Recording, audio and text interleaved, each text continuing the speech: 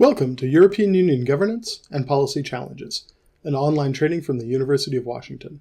This training was co-funded by the Erasmus Plus program of the European Union and was produced by the Center for West European Studies and the EU Center, a Jean Monnet Center of Excellence in the University of Washington's Jackson School of International Studies. So we pick up with this lecture right where we left off at the end of the previous one, with the end of the Second World War, the division of Europe into Allied and Soviet spheres of influence, and the European continent in as terrible shape as it had been in modern history. Germany under 30 million cubic meters of rubble, tens of millions dead across the continent, and most of that coming from the most productive portions of national economies, from young men who would otherwise be working in fields, factories destroyed, the kinds of things that are needed not just to run a war, but to run a modern economy. The few years after the war are truly some of the darkest times on the European continent. I notice when I talk with people who were alive during that era that they're often somewhat more willing to talk about even what happened during the war years than they were about their experience in the 5 to 7 years after the end of the Second World War. It's from this foundation that we begin to understand the rise of the EU and its predecessor institutions, not as an economic project, but as a peace project. And in fact, the first step towards today's united Europe, or relatively united Europe, is the European Coal and Steel Community, the ECSC. It's founded in April of 1951. The key players there are Robert Schuman and Jean Monnet. These are critical elements of getting the coal and steel community pulled together. And the idea was that by uniting for primarily France and Germany, but also Belgium, Netherlands, Luxembourg, and Italy, that by uniting the coal and steel industries for France and Germany, which are key to fighting each other, it would be impossible for them to begin a new pattern of warlike conduct or enmity. And so what started as a very, very limited idea and as a peace project eventually morphed into the European Union we see today. This relatively limited concept of the European Coal and Steel Community, ECSC, grows over the next 6 years, and the treaties of Rome are signed, founding the European communities. As the slide shows, you'll see the European Economic Community, the EEC, European Atomic Energy Community, Euratom, and then the continuation of the European Coal and Steel Community. You have to be very careful about terminology here and make sure you're talking about the right thing. Later, we see just the EC, the European Community. But during this period, we have the European communities, and one of which is the European Economic Community. So then we begin the process that we talked about a little bit last time, this deepening versus broadening of the European community and the European experiment. From the very beginning, one of the defining elements of the EEC is that it's based on an idea of consensus, 100% agreement by all members going forward. And with 6 countries, only 3 of which were really large countries, France, Germany, and Italy, obviously, there was some difficulty in reaching a unified consensus about what should be done, but it wasn't too difficult.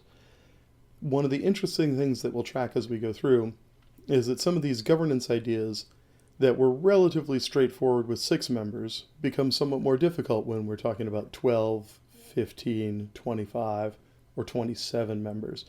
And as we look into the governance of the modern EU, we'll see some places where ideas that have held with the institution through its entire life create some challenges and complications, but also bring a very clear idea of the kind of governance that the institution is reaching for.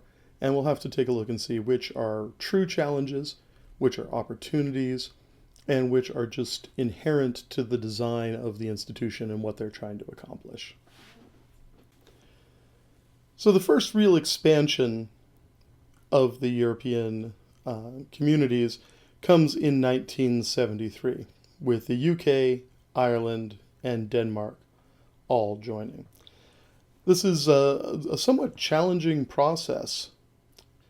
It's notable that Norway had the opportunity to join at this time and specifically elected not to. The voters rejected a membership initiative, and they decided it made more sense to them economically and politically to stay out. One of the questions about the design of the institutions of the European Union, which work in some cases at a little bit of a remove from direct political action, as it would in a nation state, is whether there's a democratic deficit. It's an accusation often leveled. And one of the interesting things as we watch the growth of the role of European Parliament over time is we get to see how the EU has, I think, fairly effectively responded to some of these challenges about the construction of its institutions. So in March 1979, European Parliament becomes directly elected by the citizens of the member states rather than appointed by the governments of the member states.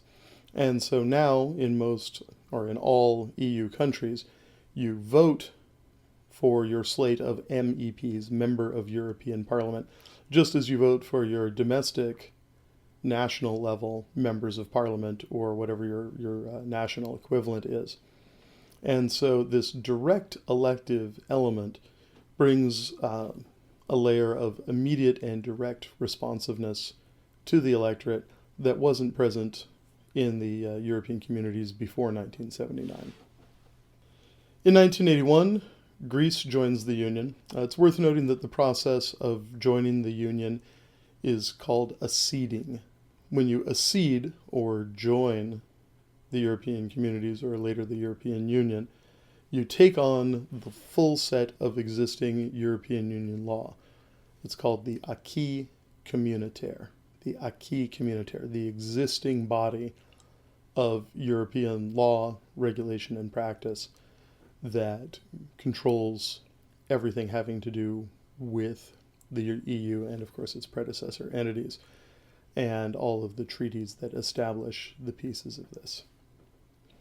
So Greece joins in 1981, and this was originally intended to be a process that would include both Greece and Turkey, but that is not how it went down. We will have a little more discussion about the opportunities for Turkey and EU membership as we move forward.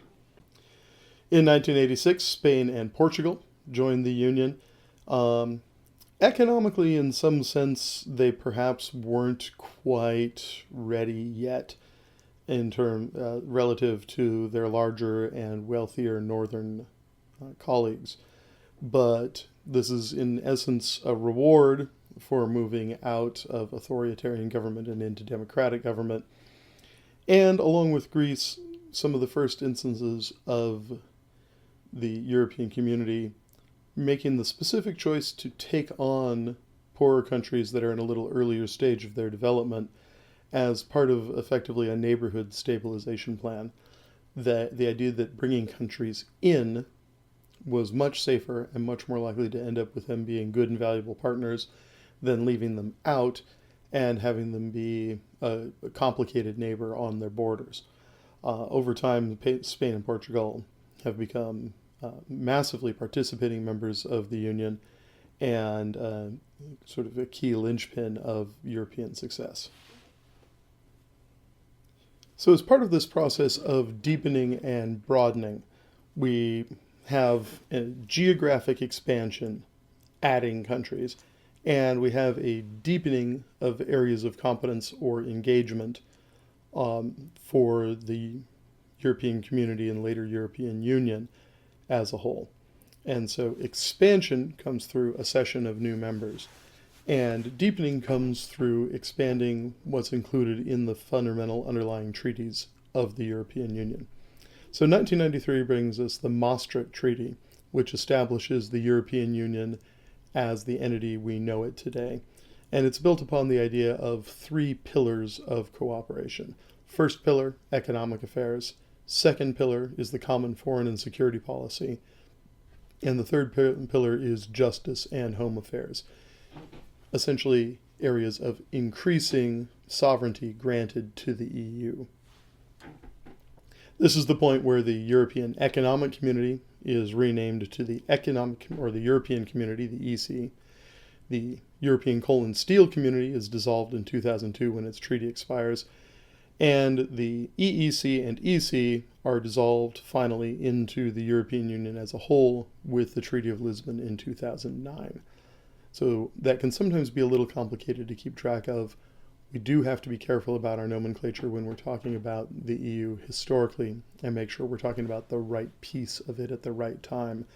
And for the moment, for the most part, unless we're really digging into the history of the treaties, we can just talk about the European Union today and going forward.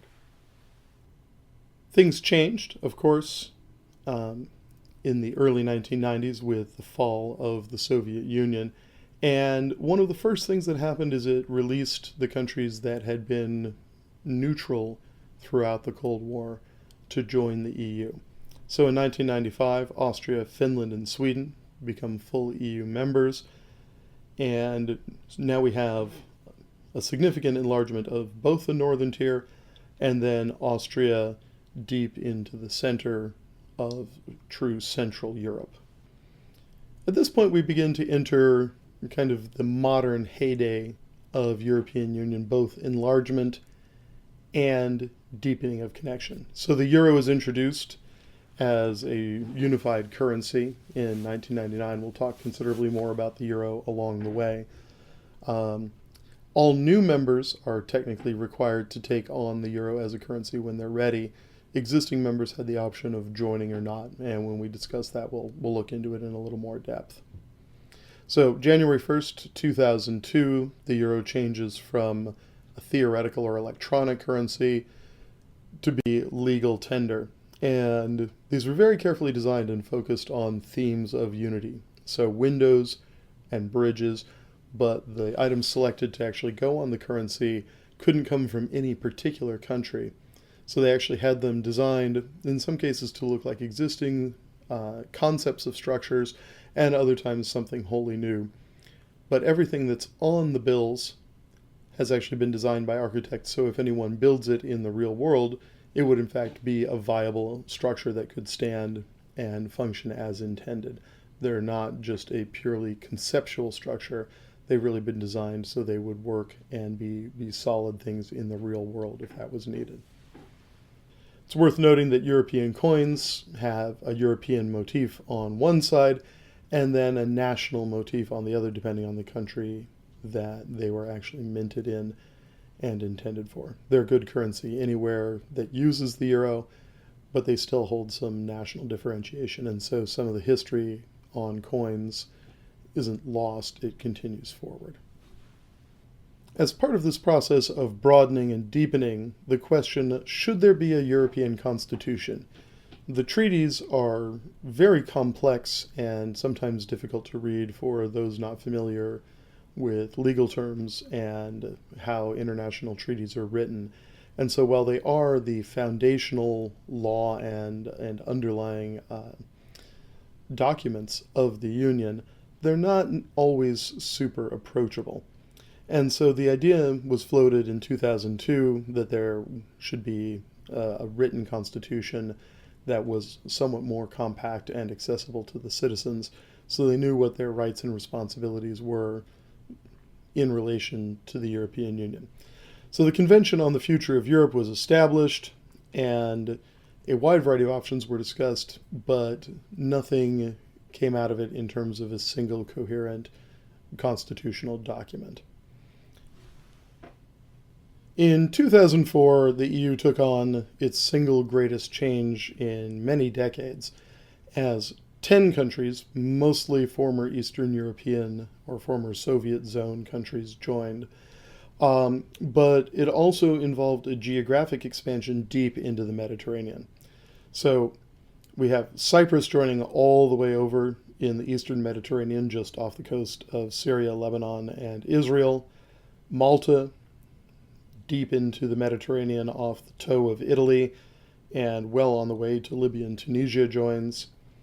We have the Czech Republic, Estonia, Hungary, Latvia, Lithuania, Poland, the Slovak Republic, and Slovenia, the first of the former Yugoslav nations to join in. At this point, we can begin to see that there are a couple of countries very clearly left out of the European zone: Iceland, Norway, and Switzerland.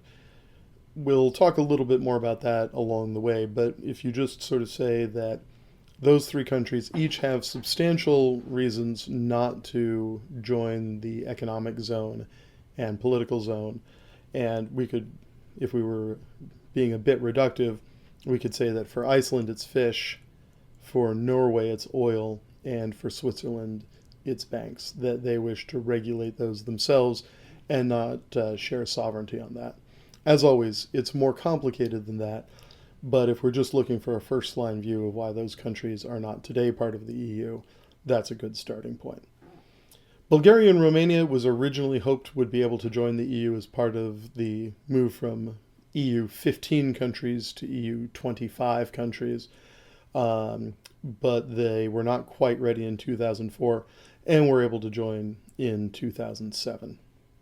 Croatia became the 28th country of the European Union in 2013 as the next of the former Yugoslav countries to come in.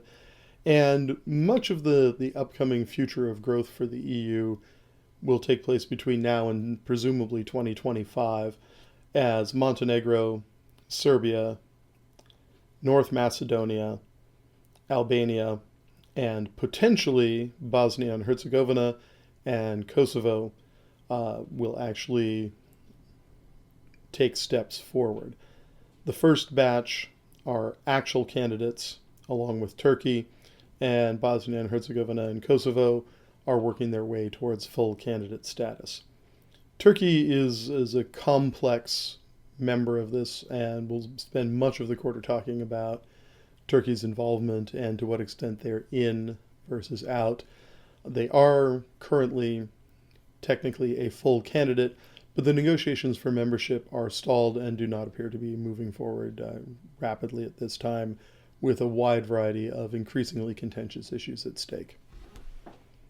This chart is helpful just to get an idea of the complexity of the progression of the treaties, the institutions, and all of the elements and how they fit together. I don't expect you to know this in detail, but if you can take a few moments and have a look through it, and I'd like you to come away with a clear progression from the Treaty of Rome in 1957 to the Treaty of Lisbon in 2009, which is the last major treaty revision, and the idea that the institutions and elements of the European communities and associated entities like the Western European Union, which focused on defense, eventually transitioning into the three pillars after Maastricht, and now today almost all of that is under a single institutional heading just known as the EU. What I would like you to take away from this is the progression from the European coal and steel community, a single issue area, and where shared sovereignty and shared connections created the underlying peace project that spawned all the rest of this, to today's modern and very complex and very involved European Union of 27 countries now that the UK is mostly out. Just take a quick note on the flag. The European Union flag was established with 12 stars of gold on a blue background, originally to intend at the time the 12 member states. They've declined to continue adding stars as member states come and now again with the UK go. So the 12 stars no longer represent individual countries, but represent a circle of unity, establishing the idea of the EU. Some alternate flags have been proposed, particularly along with European Union growth. The barcode flag here was proposed by the artist and architect Rem Koolhaas, showing a narrow barcodized version of the national flags of the members at the time. So we have the treaty establishing the European Coal and Steel Community. Rome in 1957 establishes the EEC. Schengen we'll talk quite a bit about, which removes border checks and allows uncontrolled travel of people and goods between Schengen member countries. The Single European Act of 1986 establishes the single market. We've talked about Maastricht quite a bit. The Amsterdam Treaty creates EU citizenship as part of the EU concept, adds the common foreign and security policy, and revamps the institutions. 2003, the Nice Treaty does all the work required to prepare the EU and its institutions to move from 15 to 25 nations. In 2004, there was an attempt at an EU constitution that didn't go forward. The first round of the Lisbon Treaty needed a little work also, and then the revision of Lisbon in 2009 passed. Brexit is, of course, the process of the United Kingdom leaving the European Union, as its voters determined it should in a referendum in 2016. It's taken a while for the details of that process to be worked out, and in fact, they're not complete quite yet. So dates in March and October of 2019 went by, and the UK asked for extensions to their departure timeline. On January 31st, 2020, the UK officially exited the EU and its institutions. They have a one-year transition period that allows them to remain part of the single market and engaged in the customs union, but they are not currently members of the EU's political institutions. They are subject to decisions by the European Court of Justice, but they are not represented on the court. So it's an interesting transitional period.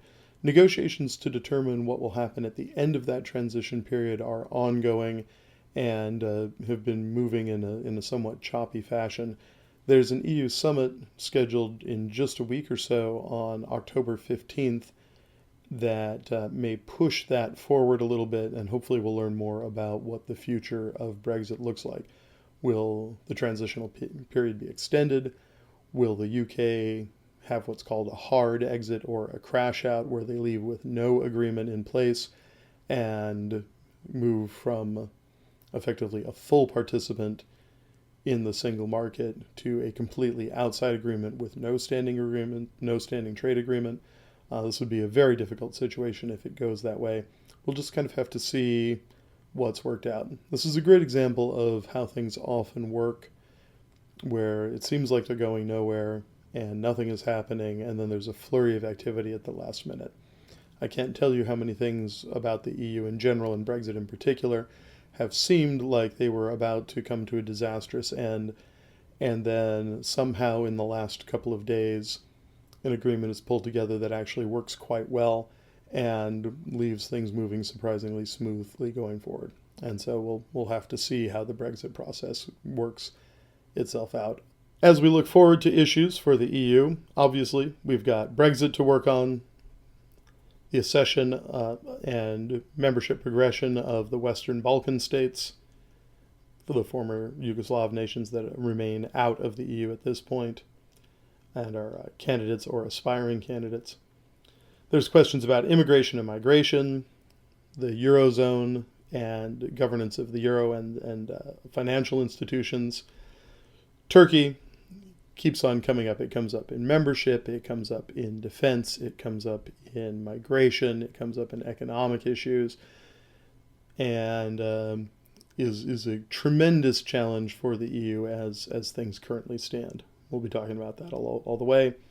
And then obviously there are economic issues of growth, pandemic and health management, employment issues, and security and defense.